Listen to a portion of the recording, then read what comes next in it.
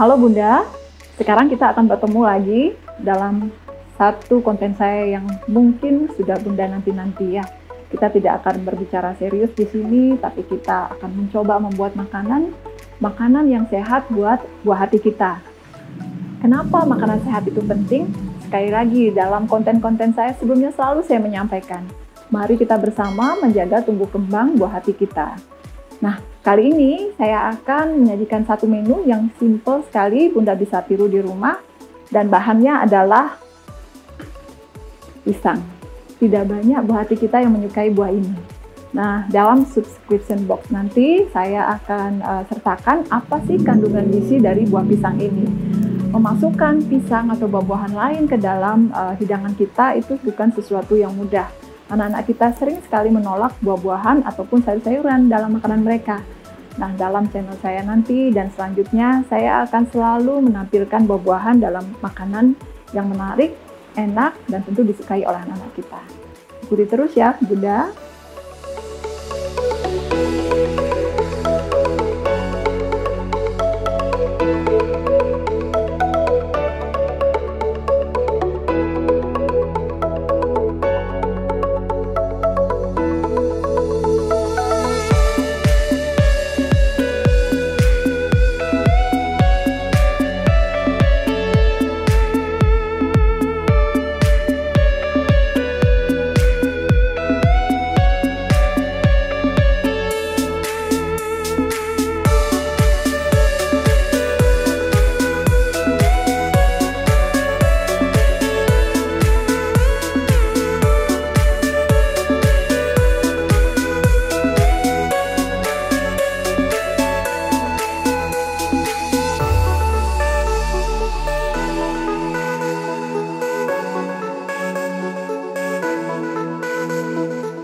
Kita harus mengukur sebenarnya jumlah pisang yang akan kita gunakan. Pisang yang matang seperti ini ya Bunda.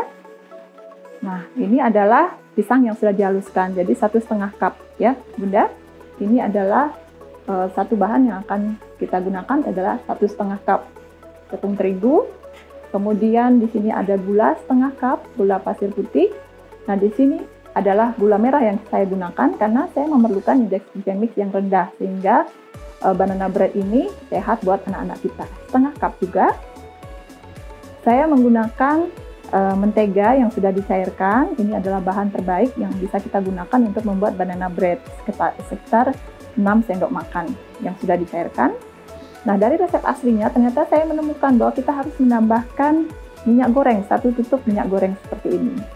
1 telur seperti tadi. Nah, untuk mengganti telur kita akan menggunakan 1 sendok teh soda kue. Kita bisa sebaiknya menggunakan baking soda ya Bunda.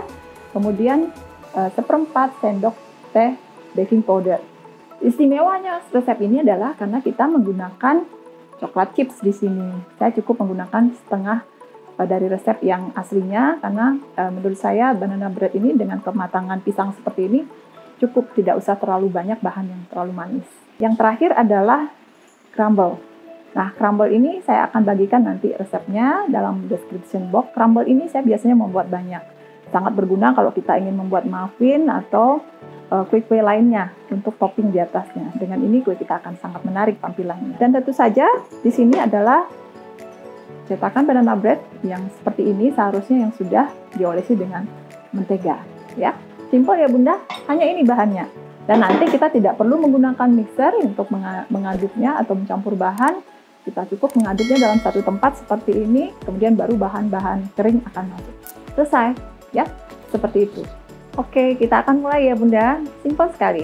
Kita akan mencampurkan bahan-bahan kering ke bahan-bahan basah. Nah, saya akan membuat dulu bahan-bahan basahnya. 1 butir telur. Di sini kita masukkan. Kita akan mencampur telur ini dengan gula.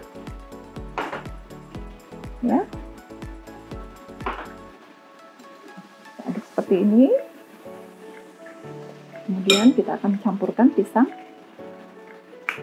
Tidak ada urutan yang pasti mana yang terlebih dahulu kita campur, tapi yang jelas bahan-bahan basah ini kita harus jadikan satu terlebih dahulu dan ini harus sangat larut. Nah, seperti ini. Saya kira cukup. Nah, kita bisa masukkan mentega di sini. Oke, inilah bahan-bahan basah yang akan menjadi lapisan pertama dari banana bread kita. Ya, jadi ini adalah adonan basahnya, kita tambahkan garam sedikit, kita aduk terus seperti ini sehingga tercampur rata ya. Jadi kalau kita membuat banana bread, pisang ini pada umumnya tetap tidak akan bisa sangat tercampur dengan adonan kita, tapi ini akan membentuk tekstur. Sekali lagi Bunda, jangan lupa dari resep aslinya saya menemukan bahwa kita perlu menambahkan 1 tutup minyak goreng. Ini akan membuat kue kita lebih moist nanti. Ya, kita aduk lagi. Oke, adonan basahnya sudah selesai. Cepat sekali kan Bunda? Nah, kita memerlukan 1,5 cup ya. Jadi tangan saya bersih ya Bunda, sudah dicuci. 1,5 cup. Sudah sekali saya rasa. Ya, kita dapat 1,5 cup. Kita masukkan baking soda 1 sendok teh.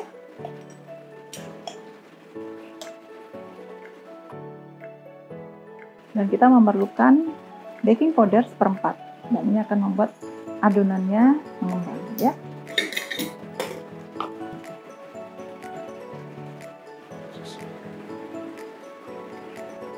Kita menggunakan ini dulu sebelum kita menggunakan spatula. Aduk dengan pelan ya, jangan terlalu banyak diaduk. Nah, tercampur seperti ini. Ya, ini waktunya singkat sekali ya Bunda ya, jadi tidak terlalu lama.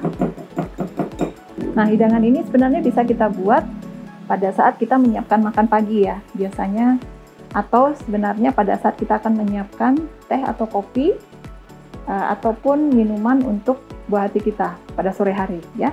Yang terakhir kita gunakan coklat chip milk apa aja silahkan. Saya hanya menggunakan setengah dari resep yang seharusnya. Karena di sini kita tidak memerlukan rasa manis yang berlebihan ya untuk buah hati kita. Jadi jangan sampai makanan yang kita buat justru akan menyebabkan buah hati kita nanti mengalami obesitas ya.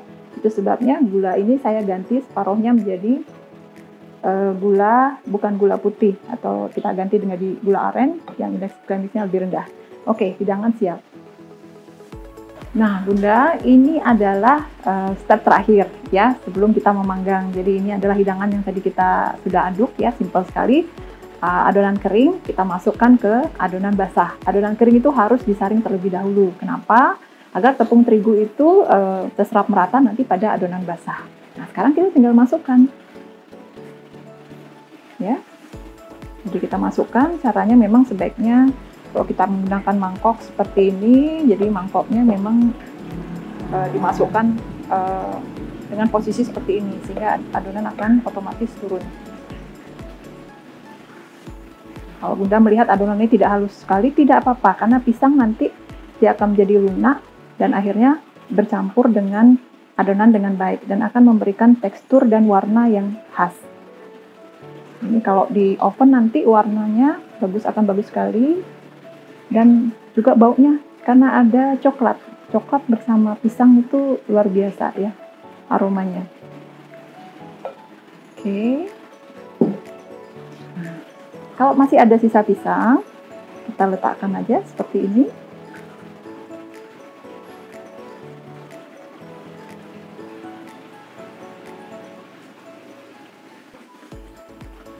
Nah, crumble ini kita taruh di tengah-tengah. Ya, kenapa di tengah? Karena nanti pada saat hidangan ini matang, bagian tengah ini akan merekah, sehingga nanti akan justru ada pada tepi atau sampingnya. Jadi ini jangan terlalu dekat dengan dinding cetakan. Ya, resep crumble ini nanti akan saya sertakan.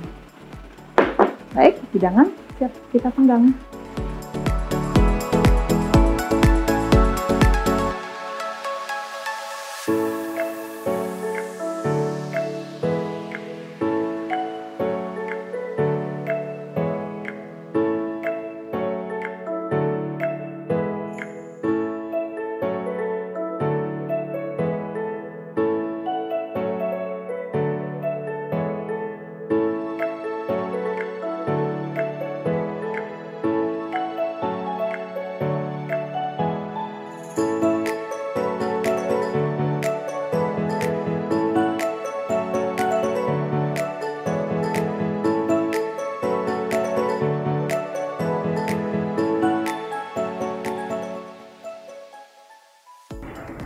Baik, selamat sore Bunda. Sekarang kita sampai pada hasil akhirnya ya. Jadi hasil akhirnya adalah seperti ini. Ya. Setelah dingin kira-kira 30 menit. Nah, hidangan ini sudah siap untuk disantap. Ya. Cara menampilkannya adalah seperti ini. Ya. Jadi ini adalah hidangannya. Cantik. Ya.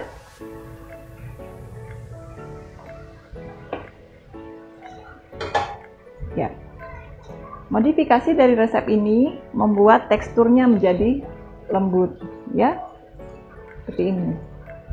Ya, kalau kita lihat tekstur kuenya moist ya, lembut sekali. Dan di sini coklatnya merata di semua permukaan kuenya.